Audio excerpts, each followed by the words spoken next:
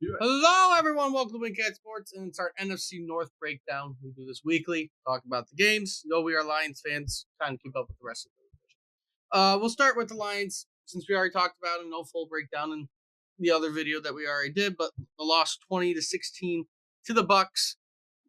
Coach Dan Campbell kind of took the hit for it, but it wasn't really his fault. But that's kind of what you want out of a coach. Yeah, he did he's a upstanding coach. With his flaws, that isn't one of them. He'll take the bullets for the players, and that's why players like playing for him. One of the reasons. But it wasn't all his fault. I think most of the fans, it was pretty easy to see, where the blame should go. But it's just a game. It's one game. The Lions seem to need these games to get them righted, so that they kind of get back on track and more focused on what a job at hand. So I expect them to play well next week against Arizona. Yeah, I mean Arizona's doing well. They did end up winning their games, so they beat up on the Rams pretty good. I think they put up 40 points on them. The Rams did not look good, and they're 0-2. So that's what I said. As much as we're panicking, the league is just crazy. The first few weeks are just kind of like trying, because they don't play most of these players in preseason. It's finding out what they got to do. The rust off this stuff, get used to people. It's nuts. I mean, that game, who would have thought New Orleans would beat the crap out of Dallas like that? They look legit. Well, I mean, we'll see what ends up happening, right? Like I said, a lot of teams are winning that you wouldn't expect to do as well. I mean, again, the Lions defense did pretty good. I mean, you only let up a TD, only 20 points the whole game. That's kind of what you want. Your offense just couldn't find the end zone, even though Goff threw for 300 yards. He's kind of gotten a little bit more wild than he usually is. Your rushing game was perfectly fine. You ran for more yards than them. Statistically, you did better than the Bucks. You just didn't win the game. Right. Because you just couldn't find the end zone. I think, the play calling, the decision making on Goff, and the play calling and not running the ball as much as we probably, the fans, thought they should. When you watched it, you were just kind of like, what the heck? But then again, maybe they thought they could take advantage of the Tampa Bay backfield, which was injury ridden. But their defensive line was injury ridden, so they should have been able to run the ball, which is what they do. And they did run the ball. They still ran for over 100 yards on the day. You just didn't get in the end zone. Goff just doesn't look right yet. So let's hope a little bit more correction by the time we get to Arizona, but you might have another loss on your hands. But moving on, right? We already got all the other line stuff in the other video. We're going on to the other loss. The Bears losing to the Texans as we expected on Sunday Night Football. Caleb Williams again did not look good, but he also got sacked 7 times. So, I mean, there's only so much you could do when you are getting sacked repeatedly and repeatedly. That offensive line is atrocious right now. The funny thing is, their defense is pretty damn good. Their defense played really well. And if they can right the ship on offense, but it's very hard to right the ship on an offensive line once you start the season. It's not like you can just go out there and grab 3 or 4 offensive linemen that can be studs. You're kind of stuck with this, and you just got to get better play from your offensive line, because Caleb Williams is a rookie. I mean, as much hype as he's gotten, he's a rookie. He's going to take time. Very rarely do you see a guy just walk into the NFL and do amazing and be amazing. But I mean, he's not going to play well unless the Bears fix that O-line. Right. Because he threw for 174 yards, threw 2 picks, got sacked 7 times.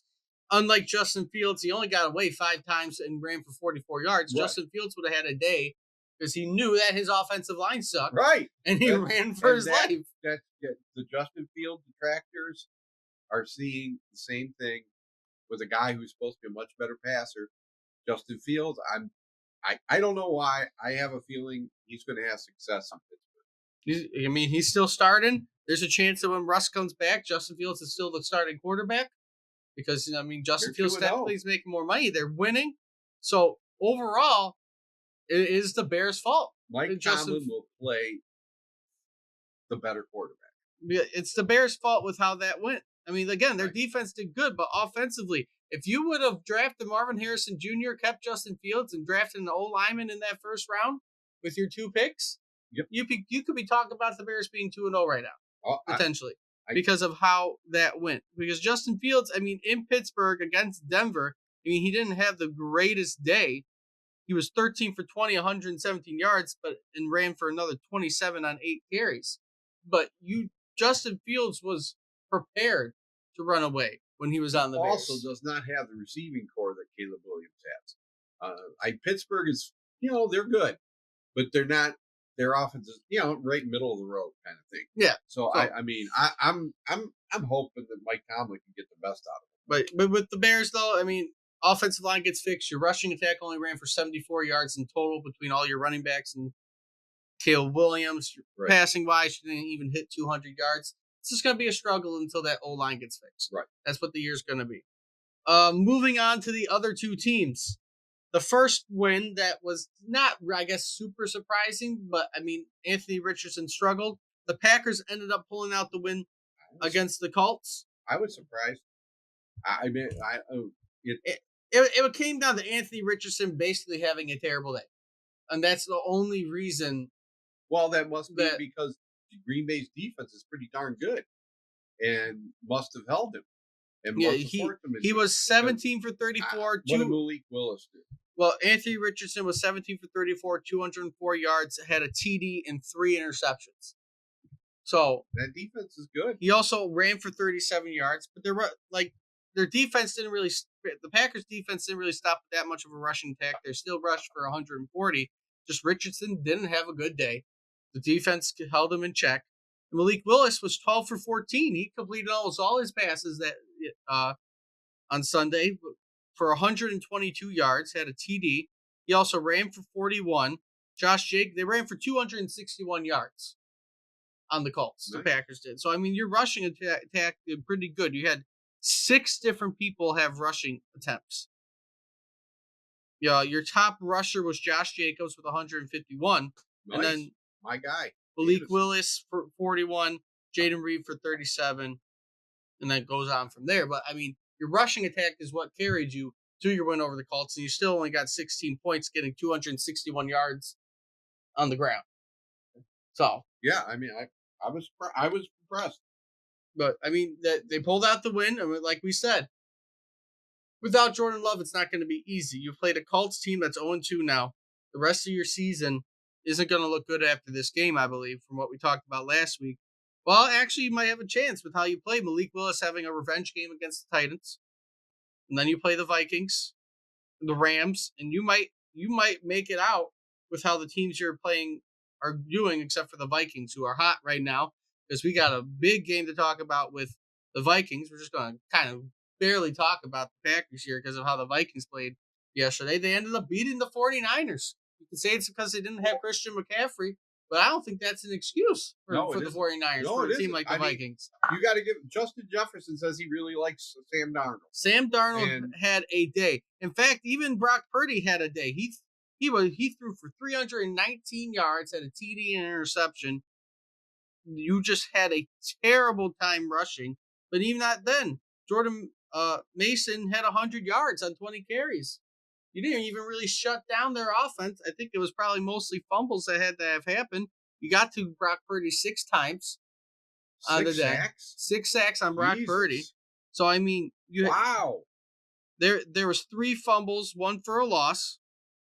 So, I mean... Yeah, that kills you. That kills your whole game. I mean, so right there. Sam Darnold was 268, 17 for 26, had 2 TDs and an interception. You ran for another 146. Justin Jefferson had a day. He had a 96-yard reception or 97-yard reception during the day. But the Vikings are showing some promise. And really, Lions fans probably should be looking at the division saying it might not be as easy as they thought it would be going into this year with how the Vikings are starting. It never is. That's why, I mean, you got these guys and everyone thinks, oh, you're being skeptical. You're being this. Last year means nothing. It means nothing. All you can do is take by the fact that you look at this team and you say, yes, they have talent. Yes, they have continuity. It does not guarantee anything. So many things are unpredictable in the NFL. And so, like I said, I expect, the Lions to bounce back next week. And, you better. Lions better. Because looking at the rest of the division, the Bears, if somehow that O-line gets fixed, they're playing well. The Packers are surprisingly still on track. because if they can pull out victories against the Titans, you probably aren't going to beat the Cardinals or the Vikings with how the Vikings are playing right now. We'll see. Every week is just different. It's hard to predict. It's just hard to know what's going on. You gotta come every week and play your ass off, and just let the chips fall where they may. Yeah. I mean, it's not easy to win division back-to-back seasons, anyways. It's Unless likely you're Tom Brady and you're unless you're playing the Tom Brady. crappiest division in football Yeah, for 15 straight because I mean, years. look at the NFC East. They haven't had a repeat champion since the early 2000s. Yeah, So I mean, you're not going to that win a makes it division every fun. year. But we'll go through who plays who next week. The Vikings have a home game against the Texans. That should be a good game with how the Vikings are playing. That will also be the test to see if they're legit or not. Yeah, it's gonna be a good Because matchup. if they can beat the Two great, Texans, I would say look out. two really good defenses, and we'll see what they can do on offense. See if Darnold can keep it up. I'm looking at the other teams. Where's the other game? We already kind of talked about the Packers, the Bears. They're going to end up playing the Colts next week. And that might be a team you can try to fix by you're in a dome. You Well, can try and compete against the Colts. right, the Colts are not going to want to keep or lose another game. Not certainly not for the Bears. So that might be a test for them a No, I little think the bit. Bears But will be 0-3. I think that's pretty easy. well, 1-3, 1-2. They won. They won their Oh, first that's right. game. They won the first game. Oh my god! No, yeah, they did. They won the spike game. Okay, they did. Yes, That's right. their 1-2. defense carried them. But the Bears, they're looking at Yeah, potential to have a winning record. Lions, as we talked about, play the Cardinals. That's going to be another test with how the Cardinals are playing. They're playing well. I would not be surprised if the Lions lose that one. I'm not going to say they are, but I wouldn't be surprised. And then the Packers are playing Titans. Malik Willis gets his revenge game. Gets to go play the Titans in Nashville. He is going to Tennessee. Tennessee is favored in that game. And again, as we talked about, Malik Willis has a test. They're going to be playing the Vikings, Rams, I know. Cardinals. I think the Bears. I The think Texans Green still Bay's look it defense back. will dominate. I think they're going to win that. But we'll see what ends up fully Uh-huh. happening. It's going to be an interesting few weeks to see how everything plays out by the time we hit about the mid-season. And where the Lions play in all this, how many teams in the NFC North are going to be playing well? Because right now, My pizza's burning. I gotta go. the Vikings are up and everyone else is tied. But with that being said, if you like what you see, like, comment, subscribe, share the video around. Let me know what you think about what's going on in the NFC North. Until next time, hope to see everybody soon.